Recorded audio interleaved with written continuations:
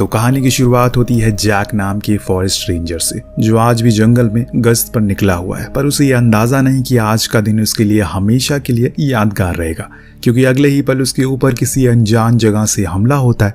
हालांकि ये हमला तीर से हुआ था तो वो बच गया, लेकिन ये था कौन जो आज के जमाने में तीर से हमला कर रहा है, और अगर कर भी रहा है तो क्यों कर रहा है। इसी बात का पता लगाने के लिए उसने अपनी जैकेट उतारी और बंदूक लेकर आगे बढ़ा। जैकेट इसलिए उतारी ताकि वो तेज भाग सके, लेकिन काफी देर हो गई और अभी तक उसे कुछ भी महसूस नहीं हुआ और ना ही आसपास उसे कुछ दिखाई दिया। हो सकता है कि वो जो कोई भी था वहां से भाग गया होगा या फिर कोई शिकारी होगा। अब यही सब उसके दिमाग में चल ही रहा होता है कि इतने में एक और तीर आई और इस बारी वो जाकर उसके सीने के हल्के से ऊपरी भाग पर घुस गई, जिससे वो वहीं जमीन पर गिर पड़ा। दर्द में कर्रा रहा जैक उस तीर को बाहर निकालने की कोशिश करता है, लेकिन वो बीच से ही टूट जाती है।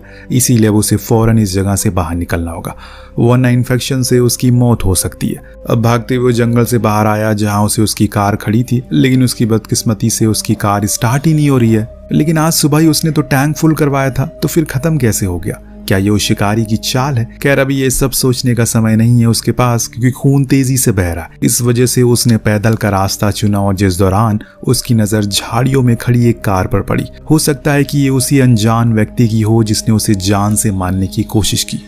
तो उसने उस पर एक मार्क बना दिया और फौरन घर को आ गया। काफी दर्द भरे एहसास के साथ उसने उस तीर को बाहर निकाला, जो देखने में काफी पुराने समय का लग रहा था। आज के समय में ऐसे एरो नहीं बनते। अब आपको लग रहा होगा कि जैक हमेशा से एनिमल लवर रहा है, पर ऐसा नहीं है। पहले वो खुद भी एक जमाने में शिकारी था जिसकी पूरी टाउन में चर्चा थी, पर उसकी बेटी अलीना को उसका ये काम पसंद नहीं था और यही वजह है कि उसने ये काम छोड़ दिया। दरअसल एक दिन जब वो अपनी बेटी के साथ कहीं से लौट रहा था तो वो कुछ सामान लेने के लिए उतरा, और जब वापस आया तो उसकी बेटी अचानक कहीं गायब हो गई। आज पूरे 5 साल होने को आ गया और आज भी वो उसे मिसिंग पोस्टर लगाता रहता है। लेकिन उस गम को बुलाने के लिए उसने शराब का सहारा लिया, जो इतनी ज्यादा हो गई कि उसकी बीवी तक उसे छोड़कर चली गई, और इसीलिए अब वो अकेले ही रहता है। अपनी बेटी के लिए फॉरेस्ट रेंजर बन गया ताकि जानवरों को बचा सके जैसे वो चाहती थी। उसने आधे से ज्यादा जंगल में कैमरास लगा रखे हैं, जिसकी मदद से वो घर बैठे ही सारी चीजों पर निगरानी रखता है। तो वहीं दूसरी ओर हम टाउन के न्यू शेरिफ एलिजाबेथ को देखते हैं, जो पुलिस इंचार्ज कार्ल के पास जाती है और अपने भाई क्रूम को छुड़ाने के लिए, जिसे एक अबैंडन फैक्ट्री से पकड़ा गया है, जहां पर उसने 2 नंबरी काम किए होते हैं। अब यहाँ पर एलिजाबेथ की पोस्ट के कारण उसे छोड़ दिया जाता है, बस एक वार्निंग देकर। पर वापस जाते समय वो अपने भाई से पूछती है क्या उसने किसी को मारा है, तो वो बताता है कि नहीं, बल्कि उसे तो फैक्ट्री में काम करने वाले आदमियों ने मारा है, क्योंकि उन्हें पता चल गया था कि मैं किसका भाई हूँ। अब एलिजाबेथ उसे वहां से जाने से मना करती है, पर वो कोई जवाब नहीं देता। इस बीच उसके पास एक कॉल आई, एक नदी किनारे लाश मिली है, इसीलिए वो उस जगह के लिए निकल गई। इधर जैक के पास उसकी एक्स वाइफ आती है, जो चाहती है कि वो अपनी बेटी का फ्यूनरल कर दे, क्योंकि वो दोबारा माँ बनने वाली है और वो नहीं चाहती कि किसी भी बुरे अतीत के साथ उसके आने वाले बच्चे पर असर पड़े।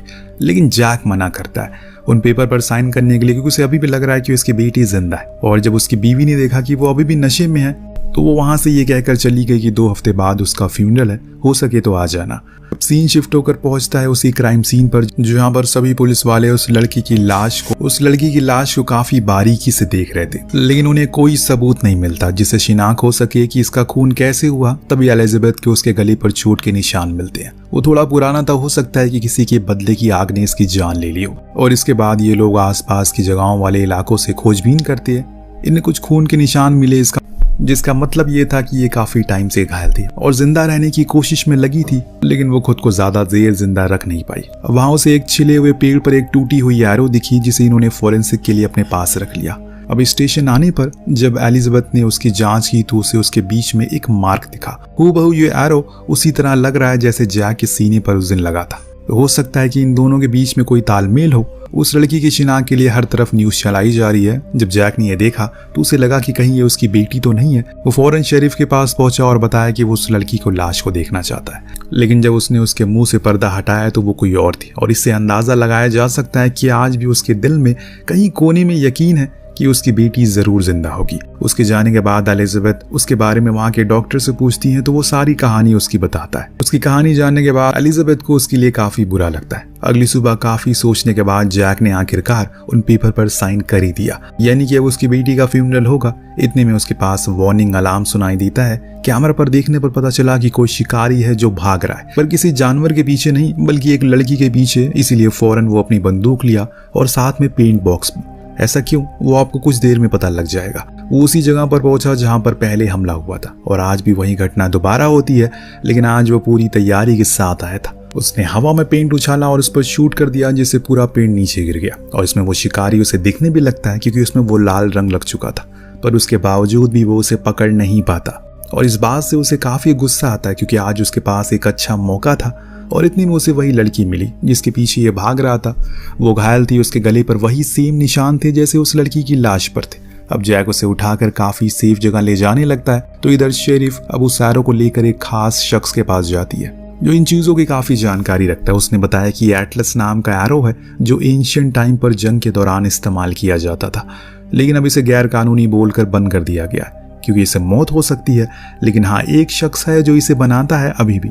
सब उसे सैम कहकर पुकारते हैं। अब यह नाम सुनकर एलिजाबेथ को अपने भाई याद आता है। वो कैसे, मैं आपको बताता हूँ। जिस फैक्ट्री में उसे पकड़ा गया था पुलिस ने, वो असल में सैम ही कंट्रोल करता है और सारे गलत काम वहाँ जवान लड़कों से वही करवाता है। इसीलिए एलिजाबेथ उसी फैक्ट्री की तरफ निकल पड़ती है, लेकिन वहां पर उसे वो कहीं नहीं दिखा। लेकिन पैटी नाम की लड़की ने उसे चुपके से बता दिया कि वो कहाँ मिलेगा, लेकिन उस एड्रेस पर जाने पर भी वो उसे नहीं मिलता। लेकिन हम एलिजाबेथ को कुछ सामान मिल गया जिनकी मदद से एटलस एरो को बनाया गया था। तभी घर में कोई आ गया। ये असल में उसी का साथी था जो उसे बताता है कि एक और लड़की की मिसिंग रिपोर्ट दर्ज की गई है, जो असल में कोई और नहीं बल्कि वही है जो अभी जैक के साथ।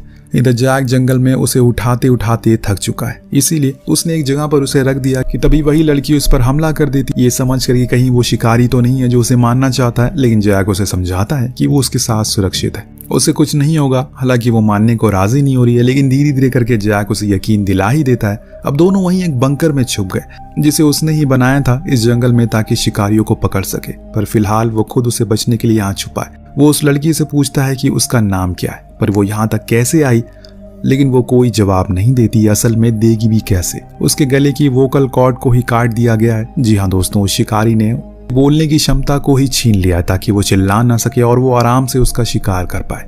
अब पहली वाली लड़की के साथ भी ऐसे ही कुछ हुआ था, क्योंकि काफी देर तड़पते हुए वो ऐसे ही इधर उधर भाग रही थी, लेकिन अंत में उसका अंत हो गया। लेकिन अब जैक ऐसा होने नहीं देगा, इसीलिए इशारों में जैक उसे समझाता है कि वो उसके साथ सुरक्षित है और अब उस लड़की को भी समझ आ चुका है कि वो चैन की सांस ले सकती। इसीलिए वो जमीन पर अपना नाम लिखकर उसे बताती है कि वो मॉली है। सुबह हुई तो जैक उसे लेकर अब वापस चलना शुरू करता है। इस तरफ एलिजाबेथ को लीड मिलती है जो उसे कुछ खास पसंद नहीं आई थी। दरअसल मॉली को आखिरी बारी ग्रुप के साथ देखा गया था, लेकिन उसे शक जैक पर हो रहा है क्योंकि उसने आखिरी बारी कुछ शिकारियों के हथियार छीनकर खुद के पास रख लिए थे। वो उसे कहीं ना कहीं साइको भी लगता है। क्या पता अपनी बेटी की मौत के बाद वो ऐसा बन गया हो। इधर जैक अब थका हारा घर पहुंचता है तो उसे वहां किसी के होने का अंदेशा लगा। वो चौंका हो गया, लेकिन इतने में ही उस पर हमला हो जाता है। जी हाँ, उसका शक सही था। घर में कोई पहले से मौजूद था जो कोई और नहीं बल्कि वही शिकारी था जो अपने एरो से उस पर हमला करता। लेकिन जैक भी उसे लड़ाई में कम नहीं था, लेकिन वो थका हुआ है और वो घायल भी है, इसलिए ज्यादा देर वो उसे रोक नहीं सका, जिससे वो अपने मकसद में सफल हो गया और मॉली के पेट में एरो घुसाकर उसे मार देता है। ये देखकर जैक बुरी तरह से टूट जाता है क्योंकि वो उसकी जान नहीं बचा पाया। लेकिन ये सब यही खत्म नहीं होता। इस बीच वहां आ जाती है एलिजाबेथ और अंदर घुसते ही उसने वहां मॉली की लाश देखी। तभी साइड में निकला जैक जिसके हाथों में बंदूक थी। अब ये साफ दिख रहा है कि जैक ने ही उसे मारा है, लेकिन असली कहानी में ट्विस्ट तो यहाँ आता है क्योंकि उसके पीछे खड़ा था वही शिकारी जिसने एलिजाबेथ को देख अपनी हाथों की उंगलियां चटकाई और इससे वो समझ गई कि ये कोई और नहीं बल्कि उसका खुद का छोटा भाई ग्रुप है जिसे वो हर बारी बचा लेती है। लेकिन इस बार वो क्या करेगी? आज भी उसने वही किया जो हर बारी करती है। उसने जैक को शूट किया जिससे ग्रुप को मौका मिल गया भागने का। वो भी गया जंगलों में जहां उसी का लगाया हुआ जाल में एलिजाबेथ गिर गई और चोटिल हो गई। अब तक जैक भी समझ चुका है कि एलिजाबेथ ने अपने भाई को बचाने के लिए ये सब किया, इसीलिए उसने उसी के रेडियो से एम्बुलेंस बुलाई ताकि वो मॉली को ले जा सके क्योंकि अभी भी उसमें जान बाकी है। और खुद वो कार लेकर पहुंचा सीधा अपनी एक्स वाइफ के घर जिसका पति पुलिस में था। जब उन्होंने उसकी हालत को देखा तो हैरान रह गए। वो जैक को हॉस्पिटल नहीं ले जा सकते, इसीलिए कार्ल ने उसी फैक्ट्री के बाहर खड़ी एक ट्रेलर में डॉक्टर को बुलाया, उसका इलाज करवाना शुरू किया। इस दौरान जैक ने उसे सब कुछ बताया, अभी ये सब कुछ जो भी चल रहा है वो कौन कर रहा है। अब जैसे ही वो ट्रेलर से बाहर आया उसने देखा कि वहां पर ग्रुप अपने दोस्तों के साथ खड़ा होकर नशे कर रहा है। अब उसके पास इससे अच्छा मौका तो नहीं होगा उसे पकड़ने के लिए और इसीलिए उसने दौड़ लगाई, लेकिन ग्रुप बचकर ट्रेलर में आ गया और डॉक्टर के गले पर चाकू लगाकर वो धमकाने लगता है। लेकिन जैक के अंदर अभी भी जान बची हुई है। उसने एक हाथ उसका पकड़ लिया और डॉक्टर को आजाद कर दिया और कार्ल ने फाइनली उसे अरेस्ट कर लिया उधर घायल एलिजाबेथ को जब इस बारे में पता चला तो वो फौरन अपने भाई से मिलने के लिए आई ताकि इस बारी भी कोई पैतरा लगाकर उसे छुड़ा ले। लेकिन इस बार कार्ल उस पर कोई मेहरबानी नहीं करता। उसने ये तक कह दिया कि उसके भाई ने कुछ कन्फेस किया तो शायद अब उसकी नौकरी भी चली जाए। ये सुनने के बाद एलिजाबेथ परेशान हो जाती है। देन ग्रुप इन लोगों को लेकर एक लोकेशन पर जाता है जहां उसने सैम को कैद करके रखा था। जी हाँ, उसी फैक्ट्री का मालिक जिसने ग्रुप पर बहुत अत्याचार किए। इसी का बदला लेने के लिए उसने उसे कैद किया। यानी कि जो शिकारी है ये सब कर रहा है वो कोई और ही है जिसने एलिजाबेथ को ही बेवकूफ बना दिया। अब ये बात जानने के बाद ये लोग सीधा सैम के पास गए और पूछा कि ये आरो क्या है, क्या उसने बनाई है। पर वो इनकार करता है क्योंकि वो अपनी किसी भी आरो पर कोई निशान नहीं छोड़ता। ये किसी और का काम है। ये जानने के बाद ये लोग चिंतित हो जाते हैं क्योंकि अभी भी इन्हें शिकारी नहीं मिला है। जैक ने अब अपना बयान बदल दिया है जिसलिए एलिजाबेथ की जॉब बच जाती है। उसे पता चल गया है कि ग्रुप ने ये सब नहीं किया तो अब मॉली भी बच चुकी है। इतना सब कुछ होने के बाद उसने अब अपनी एक नई जिंदगी की शुरुआत करने का फैसला किया क्योंकि अब उसे एहसास हो गया है कि जिंदगी एक बार ही मिलती है। उसे खुशी खुशी जीना चाहिए और ऐसे शराब पीकर व्यर्थ नहीं करनी चाहिए। लेकिन अभी भी एक सबसे बड़ा सवाल है कि शिकारी आखिर है कौन, क्या कोई उसे पकड़ पाएगा या फिर नहीं। जैक अब कुछ सामानों को लेने के लिए ग्रोसरी जाता है। तभी उसकी नजर उसी ट्रक पर पड़ी जिसके ऊपर उसने शुरुआत में मार्क बनाया था। उसे एक उम्मीद नजर आई इसीलिए वो पास गया, लेकिन उसमें कोई भी मार्क नहीं था। जो देख उसके हाथ सिर्फ और सिर्फ निराशा ही लगी, इसीलिए वो वापस अपनी कार में आ गया। लेकिन तभी एक और वैसे ही ट्रक उसके पास से गुजरी जिसमें वो निशान था। इस बारी वो कंफर्म था और बस खड़ा रहा कि किसी भी समय उसके ड्राइवर पर हमला कर दे। लेकिन उसमें से तो एक बूढ़ा शख्स बाहर आता है। जो देख उसने उससे पूछा क्या उनका कोई बेटा है, पर वो इनकार करते हैं ये कहकर कि वो अकेले ही रहते हैं और इस ट्रक के मालिक वही हैं। तो जैक ने उनसे झूठ कहा कि असल में इस ट्रक के ड्राइवर ने एक बारी उसकी मदद की। वो उसे शुक्रिया कहना चाहता है। तब वो बूढ़ा आदमी उसे बताता है कि कभी कभी मेरा पड़ोसी इस ट्रक को लेकर जाता रहता है। ये सुनते ही वो उसके पड़ोसी के घर गया और घर पर कोई नहीं था। उसने लॉक तोड़ा और अंदर घुसा।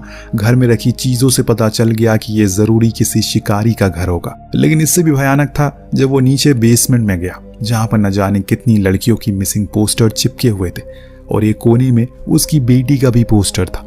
थोड़ा और आगे गया तो वहां एक ऑपरेशन रूम, उस दौरान वो एक लड़की लेडी थी जिसके वोकल कॉर्ड निकले हुए थे। और ये देख अब जैक को यकीन हो जाता और ये सब जो भी कर रहा है वो इसी घर का मालिक है। पर इससे आगे वो कुछ और सोच पाता है तभी उस पर हमला होता है। वो हमला करने वाला शख्स असल में दोस्तों वही डॉक्टर था जिसे कार्ल ने बुलाया था जैक का इलाज करने के लिए उस ट्रेलर में। जी हाँ, यही इस कहानी का विलेन है। अब सीन शिफ्ट होकर पहुंचता है एलिजाबेथ पर जो मॉली से मिलने के लिए आई थी, जिसका इलाज डॉक्टर बूम ही कर रहा है। पर वहां उस समय नहीं था वो।